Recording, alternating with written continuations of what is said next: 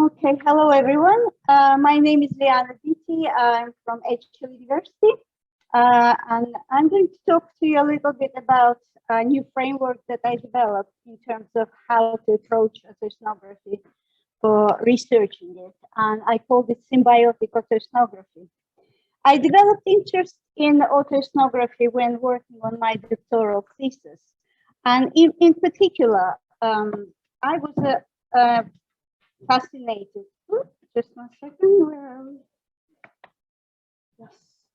I was inspired by one of Lev Tolstoy's greatest novels, War and Peace, where Tolstoy chronicled the French invasion of Russia and the impact of the Napoleonic era on Tsarist society, not through a precise chronological description of historical events, but through the stories of lives of these 5 aristocratic families.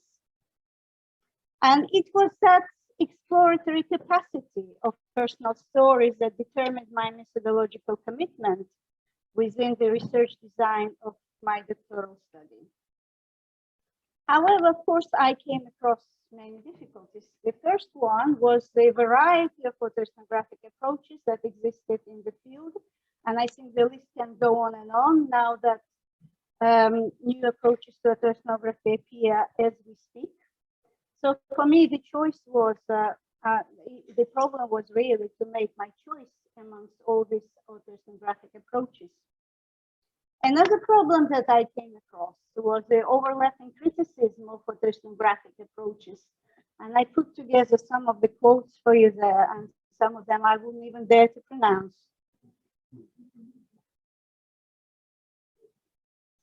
So faced with these 2 issues, and also being faced with questions from my students about how do we actually do oceanography, and the questions were very simple in a way, but very difficult to answer. For example, do I need to go through ethical approval when I'm doing oceanography? Questions like, I have a diary and I have so many notes in my diary. Is this oceanography already? So all these questions created in my mind a dilemma in terms of how do we actually approach oceanography? And there are varied opinions about what oceanography is, because some people do think if they present, for example, a performance, if they play music, etc., if they present their set of diaries, that they will consider this oceanography. For me, it wasn't way forward with my students in terms of how to support them with developing critical analysis within oceanography. So as a result, I came up with the idea of symbiotic oceanography. And the idea was that approach synthesizes central aspects from the diversity of existing arguments. Am I doing something wrong already? I am. And apologies. This was gonna happen. I'll add time to the thing is moving online, of course. At the top middle of your screen, there should be a button. Thanks. And where does it say that? You want me to move out? You know what you're doing coming up. Yeah. If anybody knows what they're doing, approach. Looks good in the room.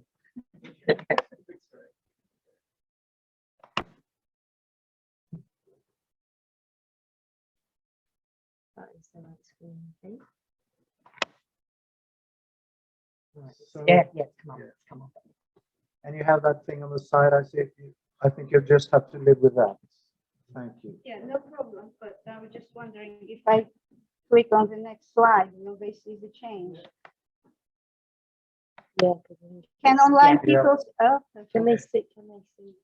They can see me if it's on here. Yeah, but Yes, we can see. yeah, it just depends if they want to see you, but they can't see you at the moment. But that might be. They can. Yeah. Thanks. No problem. Thank you for sorting it.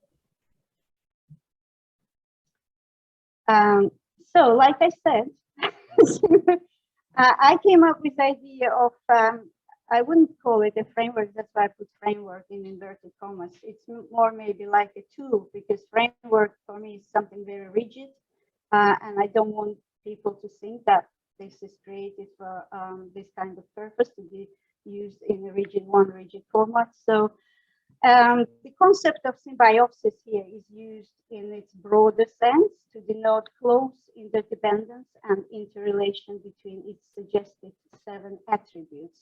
And I will introduce you to each one of them, hopefully very briefly.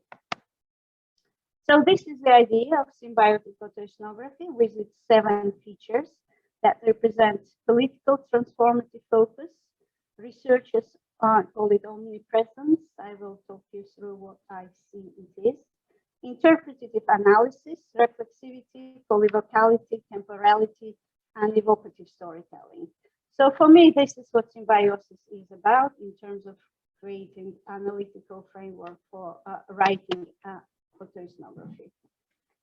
So temporality, I understand it as well, very close to Oxford dictionary definition, the state of existing within or having some relationship with time.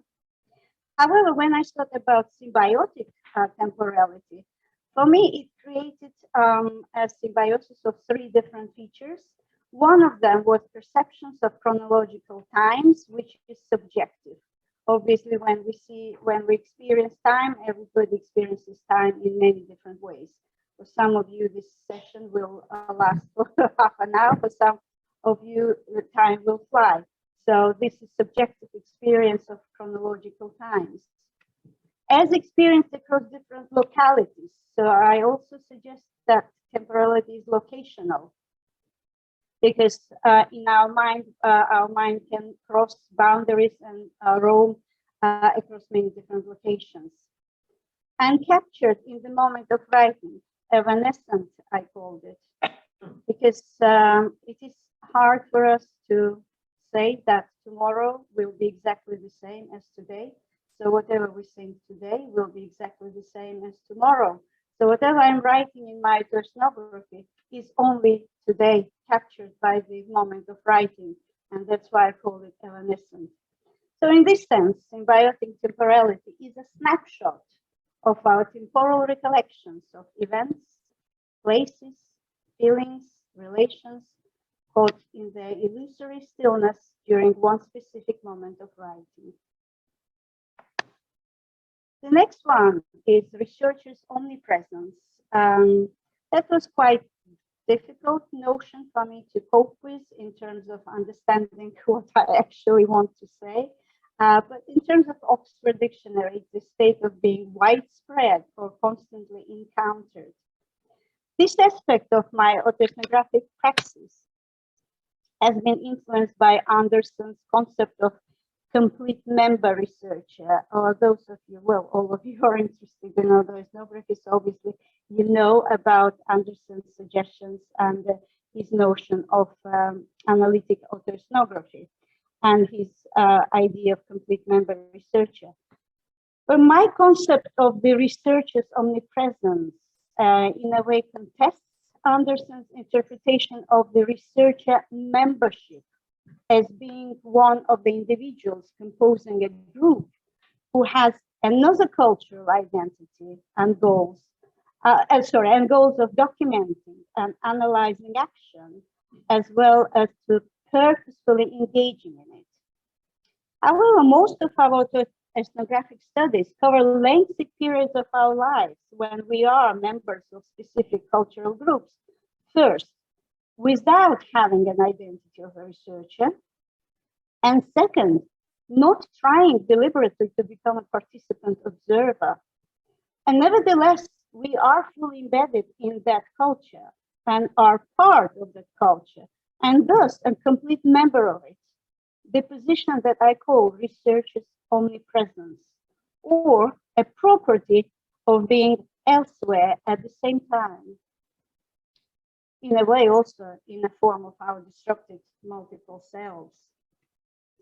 Another idea that I contest Anderson's idea of membership is that when we talk about membership, it seems to indicate a specific time framework that allows researchers to enter and to leave or cancel their membership.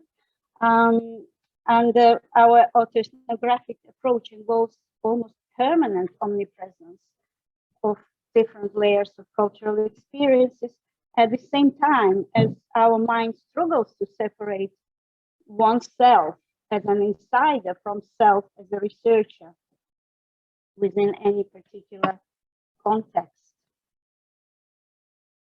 So the next one I mentioned, polyvocality. The concept of polyvocality as a methodological and ethical feature of qualitative research is not new. You probably heard about Beattie, Tobin, Anderson, Pongergood, all writing about the issues related to representing multiple voices in autoethnography. So, leaning on their arguments, I suggest an enhanced interpretation of polyvocality in the context of symbiotic autoethnography as a space for capturing simultaneously complex entanglements of autoethnographers' narratives with the other with capital letter, and where the other includes the characters from the researcher stories, people we write about. Sometimes it might include participants and also our own multiple selves, because we change all the time in terms of our roles. Sometimes we researchers, sometimes we teachers, sometimes we mothers, etc. So all these multiple selves create polyvocality of our narratives. Throughout our autoethnographic journeys, our fractured segments of self become disturbed, managed, and shaped by the encounters with the multifaceted other. These multiple others form a symbiotic polyvocal narrative where each of the voices has equal significance in representing the mesh of social-cultural connections with the purpose of how Patti Leather puts it, looking harder or more closely, but of seeing what frames our seeing. The next one is about evocative storytelling. My decision to include evocative storytelling, as you can assume, also has been provoked by a number of authors who suggest that all our stories are evocative or has to be evocative. And undeniably, autoethnographic studies have to include evocative stories, since when the researchers emphasize the personal, a new kind of theorizing occurs through juxtaposing of emotion, voices, temporality, and points of view, enabling us to read, reenact, and reflect with all our senses. And it is appropriate at this point to emphasize that I do not see evocative storytelling and analytic scrutiny as mutually exclusive. Though these two aspects are often presented in contrast in reference to Ellis and Bochner's opinion and Anderson work. So I do maintain that this segregation between evocative and analytic just creates another unhelpful dichotomy, leading to false assumption that critical analysis is discordant with emotive texts and that emotionally charged narratives are somehow incompatible with analysis. And that takes me neatly to the next one, which is interpretative analysis.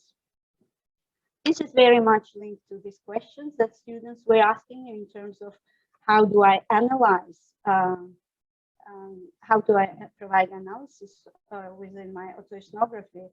And I always suggest to them that your personal information or your personal diaries, your experiences, your pictures, photographs, use this as data for analyzing your information. And as I mentioned above, I do not support the detachment of evocative writing from analytic work. Thus, I see interpretative analysis as another essential feature of symbiotic autoethnography. So I suggest that interpretative analysis aims to at merging our autoethnographic narratives with a sound theoretical basis that is critically interpreted with consideration of researchers' omnipresence across the spatio-temporal experiences, or as Spry mentions, good autoethnography is not simply a confessional tale of self-renewal. It's a provocative weave of story and theory. Same supported by Alan Collinson, who suggests that whilst autoethnographic research incorporates very personal, evocative, and poetic accounts, it also requires the researcher to engage in a highly analytic and theoretical work.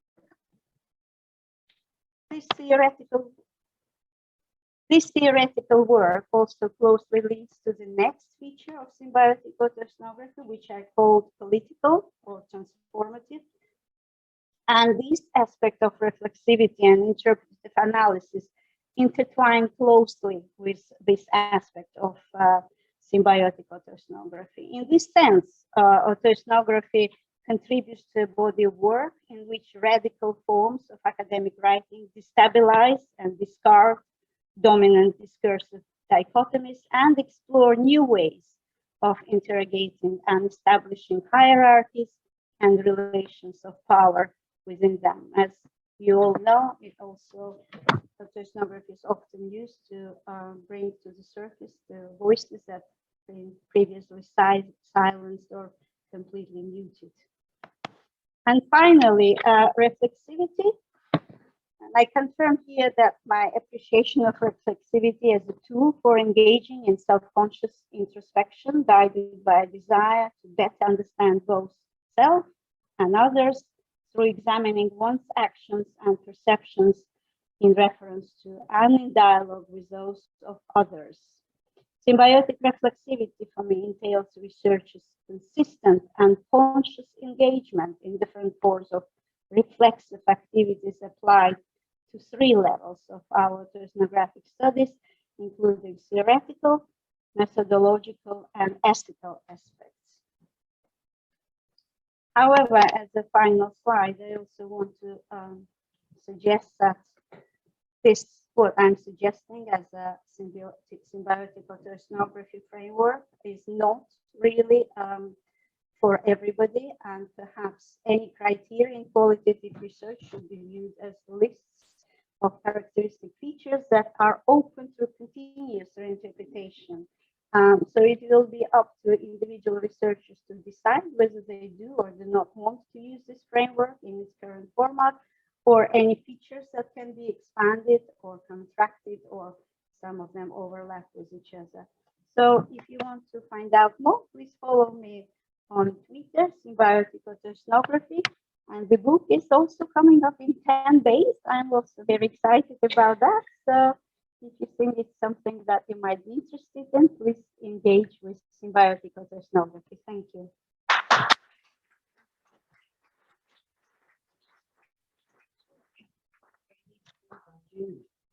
Oh, do you know Get how some to of the do book that? and the concept to maneuver. What's that? Okay. I'll try not to. Thanks. There's lots to maneuver. And that brings us over to Andy Borrie. Are you going to do technical, complicated stuff? I hope it's not complicated, but yes, I would like to share my screen. That's not complicated, because you're going to do that. So I'll stop sharing. And Yeah, brilliant. Okay. Thank you.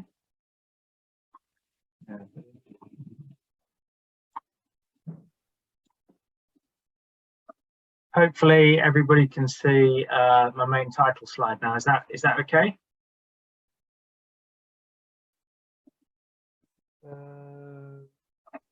No, for some reason, not in the room now. Any suggestions?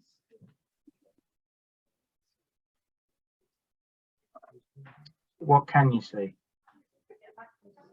Back into Zoom. Okay, so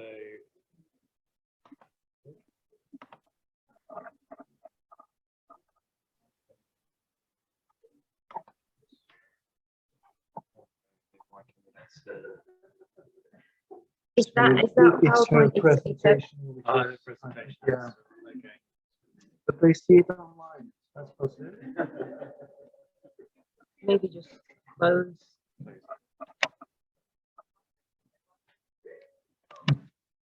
that right? It's not letting me click.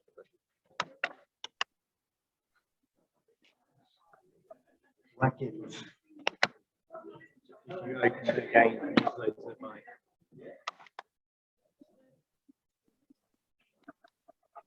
There we go. Just Okay. if you close that, it might. Yes. Okay. So Have they, is that who's presenting? is that Andy? Yeah, and he's presenting. So the, So we see his, what is that one? well, the happy face, which is great.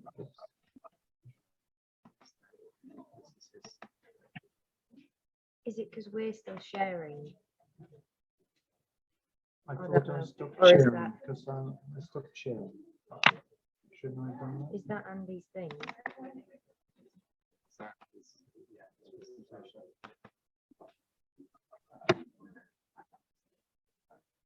Yeah, I think we're good, Andy. Please let us Okay. know online if anything's wrong. I'll open the chat. Yep. Okay, Andy Borrie, Thank you. it's yours. Thank you. Thank you very much for the technical work at that end. And I'm sorry I can't be there in person, everybody. When you come to do a conference presentation, and you've listened to the previous one, which you found incredibly interesting, I always think, gosh, I wish I had time to reflect on that. And then you find you're having to talk yourself, which is a little inconvenient. But what I'd like to do is share some thoughts and ideas about the autoethnographic process that I went through as part of my doctoral research. And just realised as well that my sector supervisor is actually in the audience. Unfortunately, I've said lots of really, really nice things about the support I received. But the reason that I want to talk about my process here is that I think it was particularly pertinent to the topic I was working on, and the way that I wanted to express my learning around that. My background is that I've worked in applied sport at a world-class level for over 30 years, and I've also had a parallel career in education. So I'm really interested in the idea of talent development and how talented athletes grow and develop. And at the end of my time as a performance manager, I was particularly vexed by a couple of things. Firstly was the issue of the mathematics of talent development, that every Olympics, Team GB has about 350 athletes in it. And at any given moment in time, there are about 60,000 young athletes on pathways. And that's a very, very conservative estimate. And that gives each one of them something like 0.005% chance of actually making it. So the vast output of talent development programs is people who don't get to the end of it.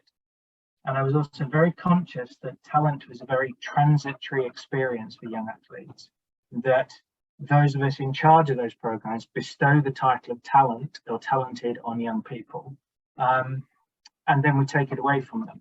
So I was really concerned with how systems and processes in talent development work or don't work for the benefit of those young athletes. And that's a topic I'm kind of presenting on tomorrow. But today I wanted to talk a little bit around method and process, because when I started on my own autoethnographic journey, I kind of felt that, yes, autoethnographic methods, you have this eclectic bricolage of all sorts of different processes and tools that you can use to undertake your study and your research. But what I felt quite strongly was that process is rarely described in many autoethnographic papers. So as a young, and I use the word young there in the sense of my journey as an autoethnographic researcher, certainly not chronologically, there's very little for me to get my head around. There's lots of talk out there around ethics, legitimation, quality criteria, but I found it really difficult to turn to anywhere that talked me through the process and the flow of doing autoethnographic research. And the whole idea of, I had an experience at one end, which is the input, and I could see outputs at the other end. And what happened in the middle was a little bit of a black box for me. And so part of what I wanted to do in my research was to start to try and understand my flow and start to be able to report on my own process. So there was a part of my journey which was me going kind of the more direct part of the journey, which was where am I going with my understanding of talent development? And there was a shadow with me all the time who's constantly asking, how are you going? How are you doing this? How is this journey working? Because I want to be able to report back into my domain, which is sport, with a little more clarity around this is how I did this. This is how I went through the journey. Because that high performance sport domain is incredibly, it's about instrumental rationality, it's about output. It's very dominated by the natural sciences. And therefore, to have, for my messages to have resonance in that domain, I felt I needed to be able to express the phases that I was going through. So the first thing that I felt I needed to do was really anchor where I was coming from. And I was very conscious that I had 4 different selves that I could apply to my experiences, my reflection on experiences. And there was also a whole range of different literatures I could draw on. And I needed to carefully be able to identify at what moment in time I was looking, at what moment in time, what lens was I looking through to look at my experience? Because I felt that at any moment I could put on one of 4 different hats or draw on one of 6 or 7 different literature bases. And through that lens, I could see my experience differently. And therefore, in order to be able to explain this to my profession, where I wanted to have impact, I felt I needed to be really solid in anchoring what I was doing. So I knew which voice I was using at different moments in time, and I knew which literature base I was using for a cultural critique at any given moment in time. So one of the first things that I felt I needed to do was be able to limit the boundaries of my analysis and my process. So that was a key element for me. I think the second key element was being able to articulate what was going in as input. Through my career, I had accumulated, collated a vast array of professional reports, meeting minutes, notes, practitioner notebooks, different artifacts like, say, the family calendar on the left or the photograph of the medal on the right. So I had this large pool of not just documents, but a large pool of material that could inform my autoethnographic process. And again, it was important to me to be able to describe that to the profession I wanted to influence, to give them some sense of the roots of my process and what I was drawing on when I started to more critically reflect upon my experiences.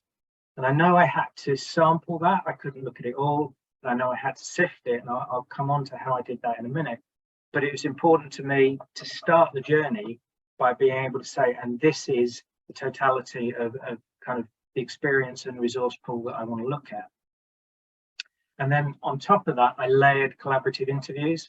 So having sifted and started to reflect on all of that documentary and artifact contribution to reflection, I wanted to take that back out to some of the people with whom I'd shared journeys in order to get their sense of what their journey was like, what their sense of what that experience was like, to challenge each other, to question each other, and to build on a shared understanding of those experiences.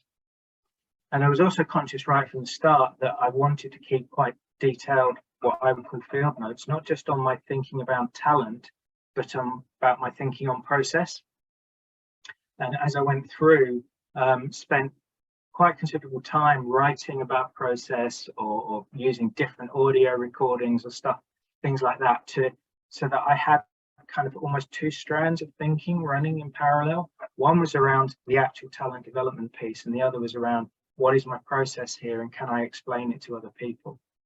So that was kind of the what goes in part of my process. And then I had to reduce that large source pool down to things that I wanted to critically reflect on in more depth. And as I went through that, I became conscious that in that reduction process, there were certain tacit triggers I was responding to that I've referred to as response criteria.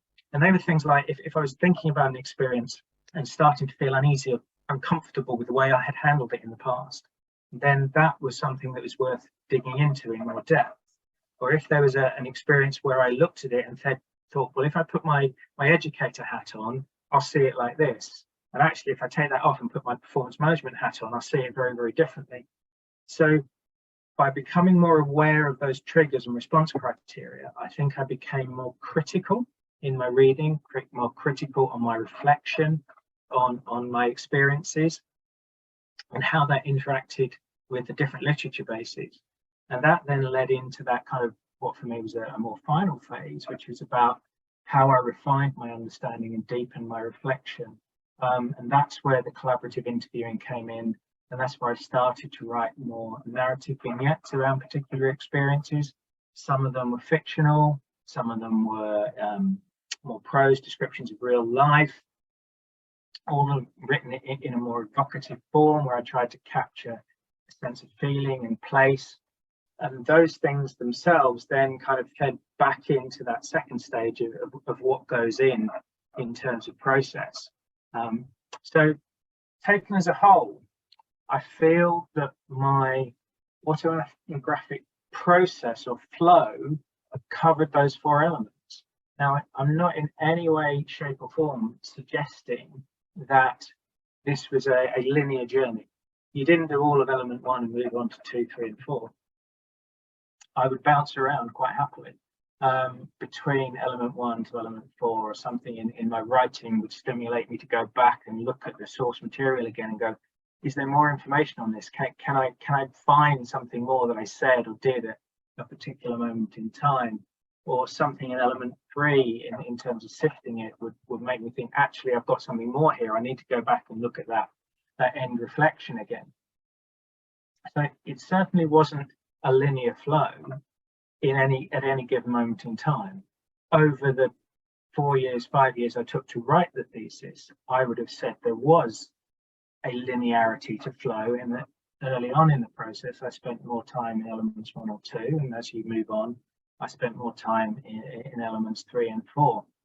But it was more an overarching flow rather than an in the moment you do 1, then 2, then 3, then 4. But being able to come to this understanding of what I was doing, I think actually enabled me to be sharper in each phase, knowing what I was doing and why I was doing it to a certain extent. And certainly, I think it has allowed me to articulate the process far more clearly to peers, to colleagues, and to people in the industry, which I think has allowed the actual findings, or what I feel the findings are, which I'll talk about tomorrow, to have more resonance with them, because they can understand the flow of the process that I went through. I think the final things that I just wanted to touch on was about what I learned about writing in my process. That traditionally I would normally write in a linear fashion. That I would start with an introduction and go through your standard methods, results, discussion, conclusion. And through the autoethnography, I'd learned to write in a completely different way. And ended up doing what I would now see as a process of layering, which I now use in most of the writing that I do. That I would write parts of each element of the whole and allow my writing in one part to make me go back and challenge my writing in another part. So I would write stuff around what I thought the conclusion was, almost right at the start of the writing process. And then at some point in time, that would prompt me to go back and look at some element of the literature again, which would then prompt me to go and look at something else in relation to my experience, which would prompt me to change what I was writing in the conclusion. So over time, I felt I built up layers of understanding to come to a final point of actually, yes, this is what I want to say finally in terms of my research output. And I also found that I was writing what I would call writing up and writing down, that at times I would start with literature and feed my experience in as the point of critique. And that would take me to a certain place. And at other times I would start with my experience and feed the literature in as a point of critique. Now, when you're dealing with kind of roughly the same topic, you might expect those things to take you to the same place. And what I was finding was that they didn't, that I would end up in similar but slightly different places. So I made a conscious decision in constructing the thesis to write up in some parts of it and write down in others, and then draw themes across the two processes. What I also realized, which is, yeah, Sorry to interrupt, but in regard to the program, which is kind of weird, but you kind of have to go to closure within 30 seconds. sorry, the sound really broke up and I didn't catch that. Okay, could you close soon, Andy? Yeah. Yep. Thanks. Oh, sorry. Well, that's the Norwegian part. Could you finish soon? Yeah, sorry. We're spending a bit more time than we anticipated. Okay, do you want me to go back to it? Yeah, take the summary, but finish within a minute. Yeah. Yeah. Okay. Right, okay, the really quick summary.